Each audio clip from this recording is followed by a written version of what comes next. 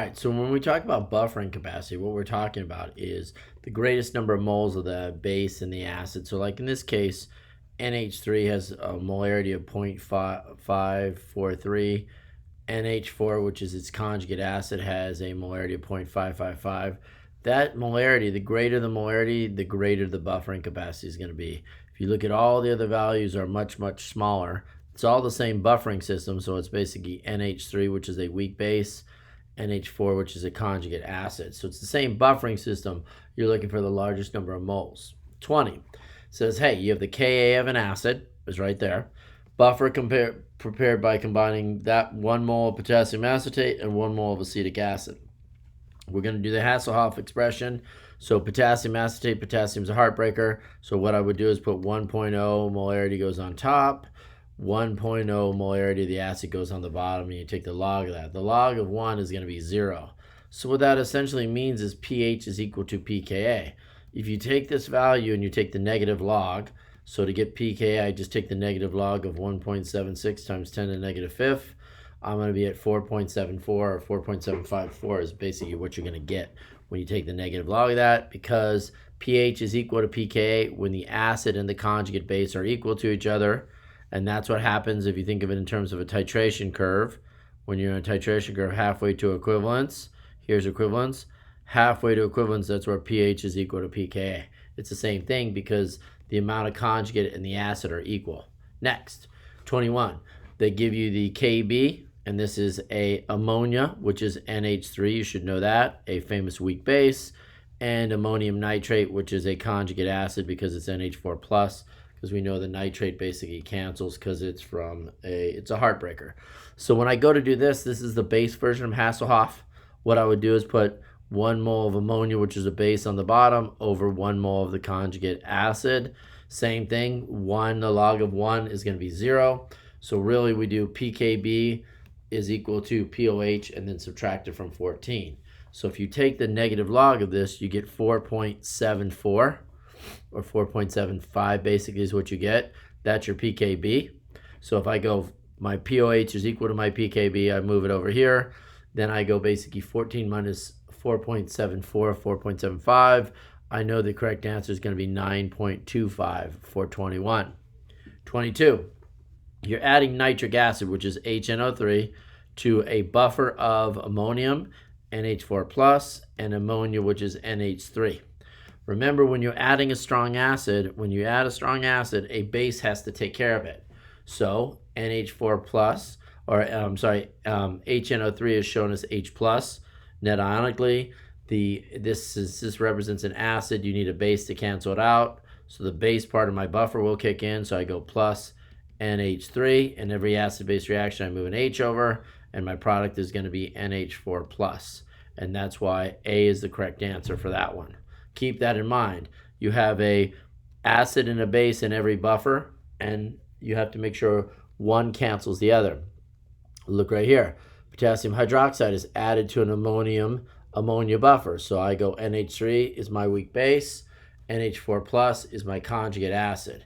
So this is my base, this is my conjugate acid. Keep in mind I'm dropping KOH, but what I'm really dropping is OH minus. What cancels out a base? When I go to do a buffer system, bases are canceled by acids. So I drop the acid down here, which is going to be NH4 plus. Remember, an acid-base reaction, the acid transfers an H. So what am I going to get on the other side of it? I'm going to get H2O plus NH3 would be my net ionic equation. And you see it right there as B.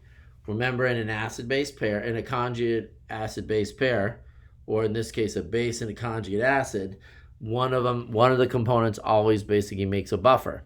Same thing with this. I have acetic acid, which I'll write, that's written structurally, I'll write HC2H3O2, and I have an acetate ion, C2H3CO2 minus 1. This is my acid, negative ion, that's my conjugate base. What am I adding? I am adding a strong acid. So when I add it, I'm adding HCl. Well, strong acid means we're really adding H+.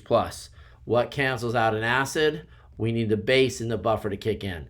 So I drop down here, C2H3O2 minus is going to react with the acid, and what I'm going to end up with is HC2H3O2. And that is my net ionic reaction, and you see it right there, answer choice C. Next one, addition of small HCl to containing fluoride ions of hydrogen fluoride. Well, acid, conjugate base, so this represents my acid, this is my conjugate base buffer system.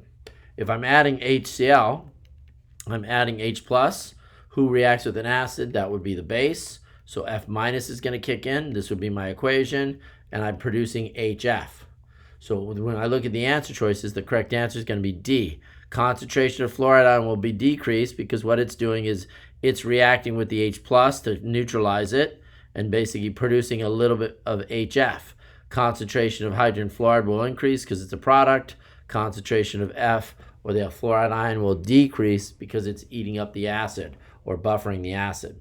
Next one, 26. Considering a solution, I have fluoride ions and hydrogen fluoride. So it's a buffer system. I have 2 molarities. First thing I'm going to do is I'm going to use Hasselhoff to calculate the pH. pH is equal to pKa plus the log of the acid over the conjugate base over the acid. So the first thing I'm going to do is I'm going to take my Ka, 3.5 times 10 to the negative fourth.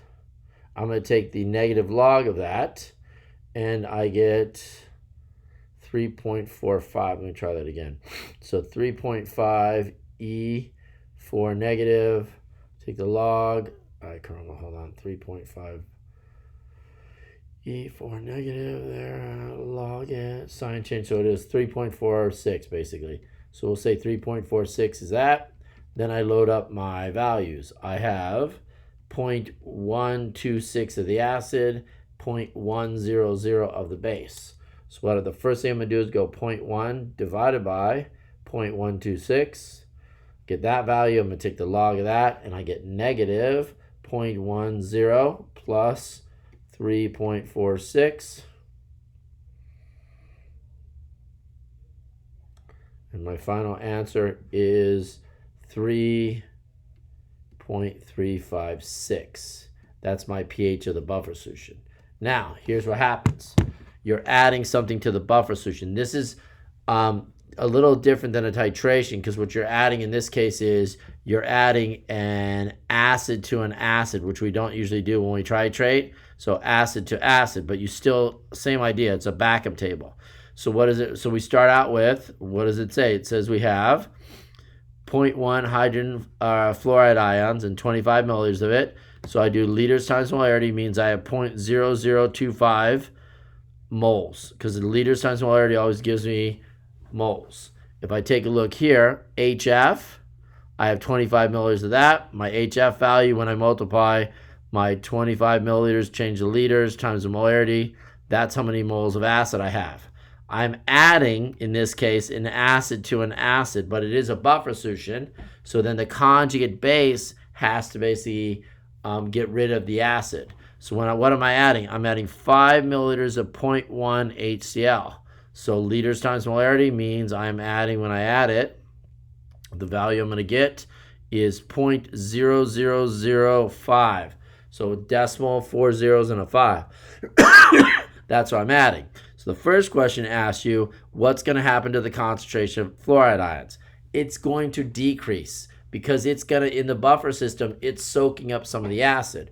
So this would be minus 0.005. So the acid gets crushed or deleted or buffered. 0.0005 from this, and plus 0.0005 from this. So this is going to increase, so I'm going to, or decrease. So I'm going to go 0.0025 minus 0.00005, and I end up with an answer of, after a 0.00245, my new volume is going to be 30. So I'm going to divide by 0.030 liters.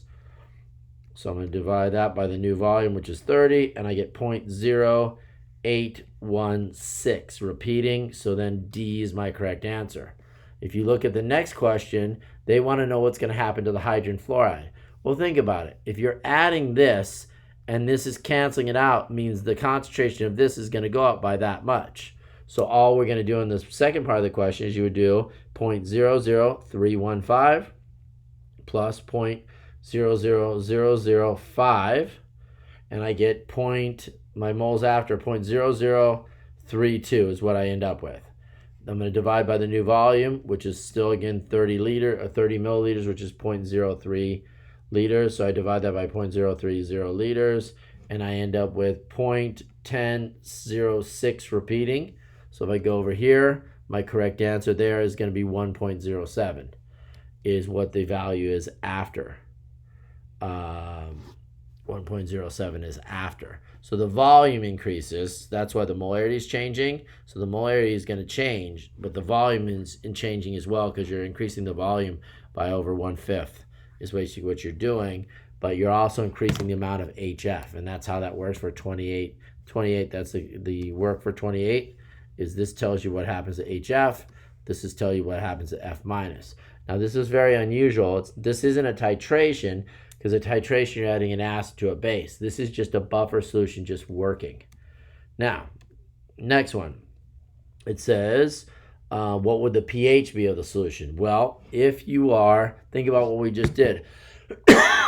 You added an acid, and what happened is you increased the amount of the weak acid. You added a strong acid, the conjugate bit took care of it, and you got the HF. So all I'm going to do is I'm going to Hasselhoff it. So I'm going to take my acid, which is 0.106.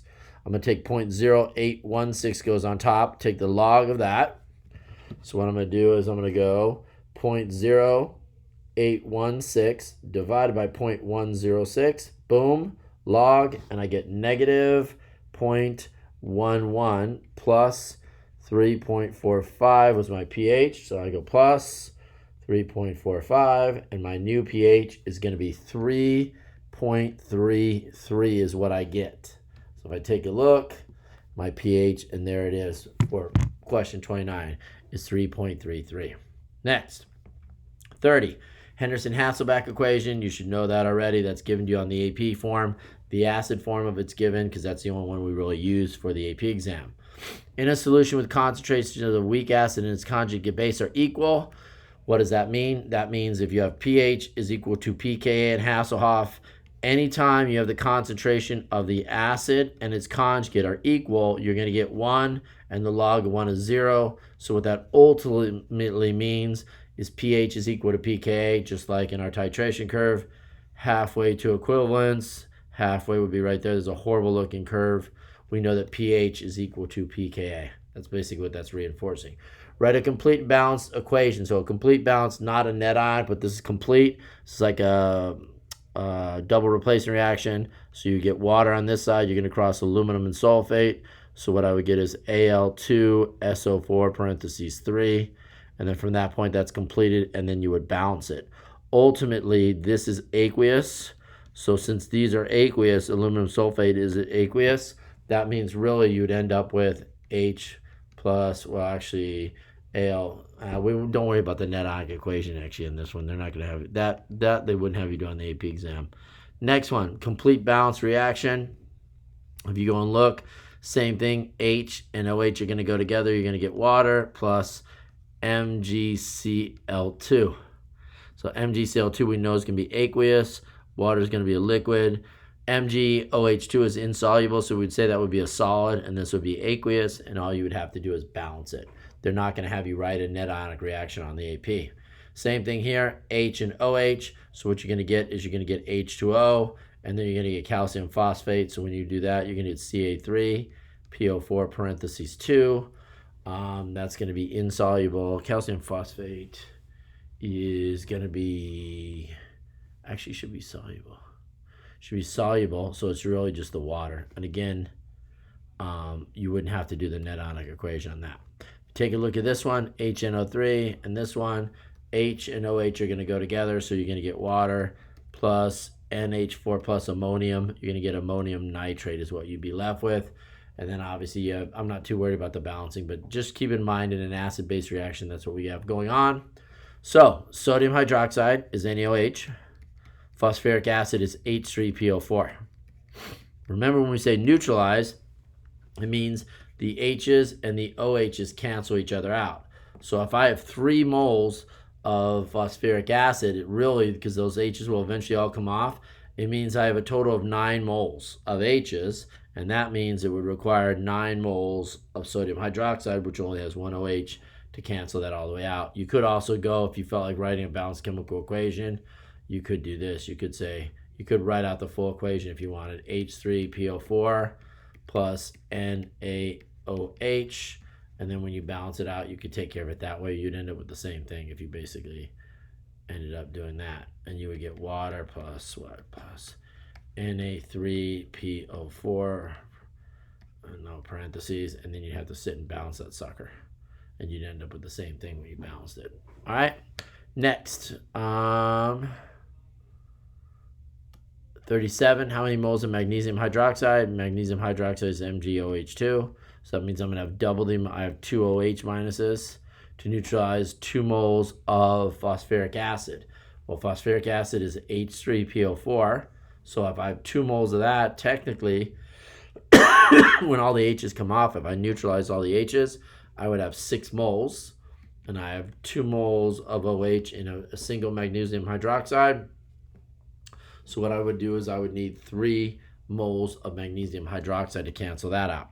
The purpose of a titration is to always determine the concentration of an acid or base. We do MAVA is equal to MBVB, and we talk about the number of H pluses are here, number of OH minuses are there for the values right there. Last but not least, 38, primary way we measure when we're performing a titration is we're using a burette, which is a specific volumetric dispensing device which allows us to transfer specific amounts of liquid during our titration, and that is it.